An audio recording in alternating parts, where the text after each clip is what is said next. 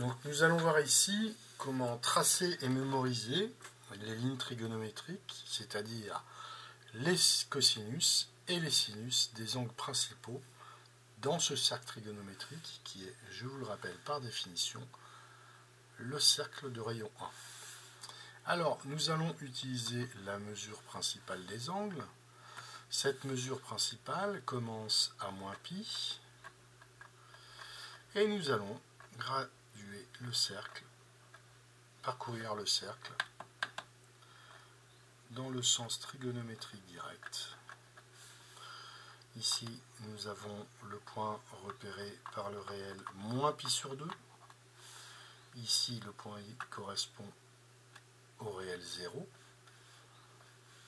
Ici, le point J correspond au réel pi sur 2. Et ici, ce point correspond au réel pi. Alors, la mesure principale, je vous rappelle, appartient à moins pi exclu pi inclus. Ceci permet que chaque point du cercle ait une mesure principale unique. Ce point-ci, par exemple, a pour mesure principale pi et non pas moins pi. Petit rappel rapide à propos du cosinus et du sinus d'un réel x. Donc vous prenez un réel x, ce réel repère un unique point sur le cercle trigonométrique. Eh bien, le cosinus de x, c'est tout simplement l'abscisse de ce point. Le sinus de x est l'ordonnée de ce point. Donc pour chaque réel, pour chaque angle, vous allez positionner le point image et le sinus et le cosinus seront tout simplement les coordonnées de ce point.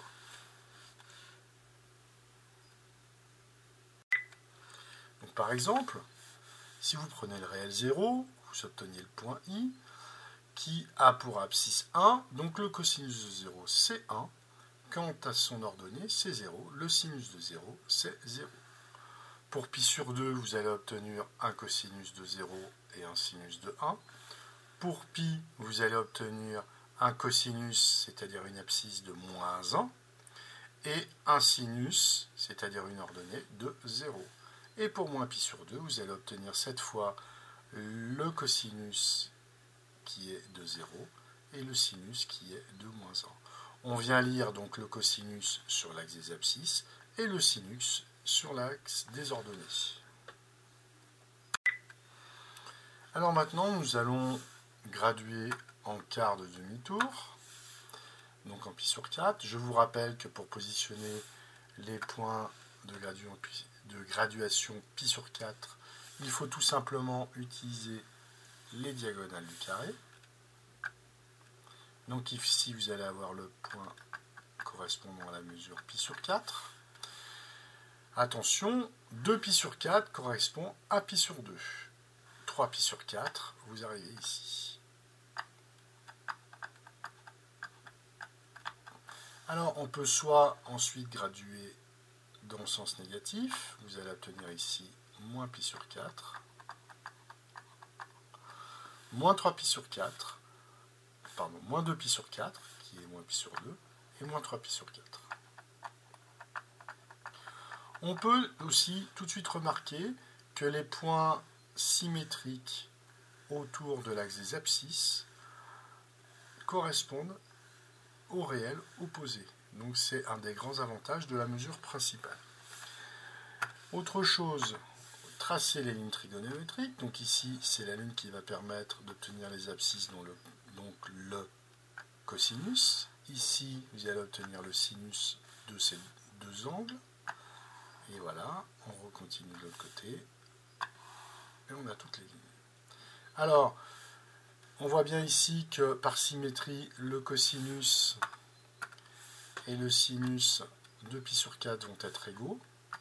Je vous rappelle que Pythagore, traduit en trigonométrie, vous donne que le carré du cosinus plus le carré du sinus doit être égal à 1. Et ceci permet de trouver que le cosinus et le sinus de pi sur 4 sont racines de 2 sur 2. Bon, ça c'est quand même des valeurs à connaître par cœur. Ensuite, eh bien, par symétrie, vous allez obtenir ici le cosinus de 3π sur 4 et moins 3π sur 4, qui est moins racine de 2 sur 2. Et ici, vous allez obtenir le sinus de moins 3π sur 4 et moins π sur 4, qui est moins racine de 2 sur 2 également. Alors maintenant, nous allons tracer les lignes trigonométriques correspondant à π sur 3. Il faut se souvenir que le cosinus de π sur 3 est 1/2. Donc vous tracez la ligne, ici, correspondant à 1/2, et cela va vous positionner directement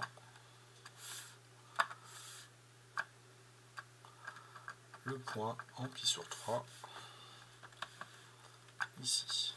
Alors comment se souvenir de ce 1/2? Eh bien tout simplement, π sur 3 correspond à un angle de 60 degrés. Pour avoir un angle de 60 degrés, on fait un triangle équilatéral. D'accord? Ici, vous avez 60 degrés.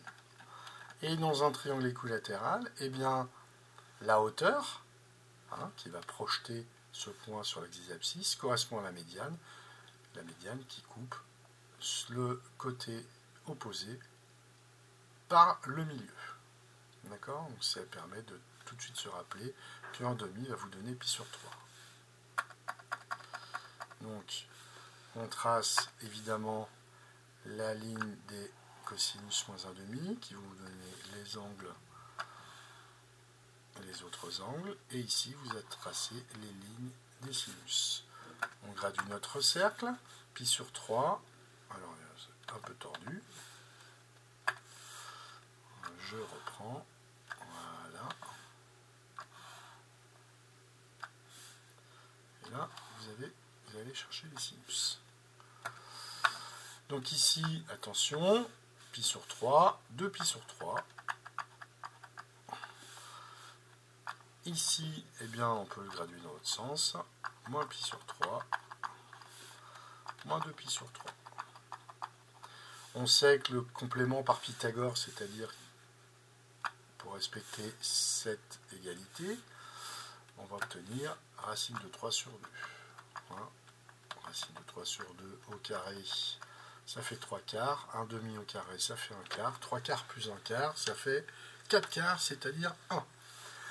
Évidemment, ici, on a moins 1/2. Moins 1/2 va donc être le cosinus de 2π sur 3 à de moins 2π sur 3. Et ici, par symétrie, on va avoir moins racine de 3 sur 2, qui est le sinus de moins 2π sur 3 et moins π sur 3. Ensuite, eh bien, comme nous avions les cosinus, la ligne cosinus 1/2 qui nous donnait les π sur 3, et par symétrie autour de cette bisectrice, nous allons tracer les lignes correspondant au sinus 1/2 cette fois. Voilà, les sinus 1/2 sont ici. Les points de sinus 1/2 sont repérés grâce à cette ligne trigonométrique. Et on a ici, eh bien, π sur 6. Et donc, alors, π sur 6, attention, les graduations en π sur 3 et en π sur 2 sont des graduations en π sur 6. Donc, π sur 6, 2π sur 6, 3π sur 6, 4π sur 6, 5π sur 6. On peut tout simplement faire aussi π, c'est-à-dire 6π sur 6 moins π sur 6, ça donne 5π sur 6. On fait la ligne symétrique, donc la ligne des sinus moins 1/2. On va boucler pour avoir nos cosinus. Là, voilà.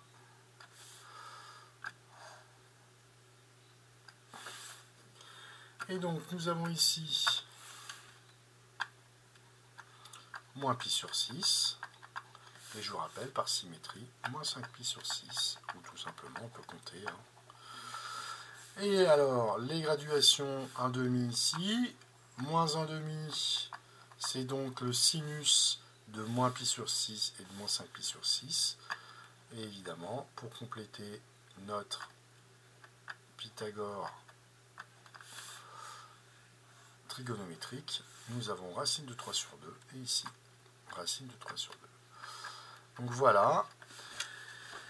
Une fois que vous avez réussi à tracer ce cercle, c'est que vous avez bien compris. Donc par exemple, si je vous cherchais le cosinus de pi sur 3, vous avez un demi. Et ici, racine de 3 sur 2, ce sera son sinus. Si vous cherchez le cosinus et le sinus de moins 3 pi sur 4, eh bien vous allez obtenir moins racine de 2 sur 2 en cosinus et moins racine de 2 sur 2 en sinus.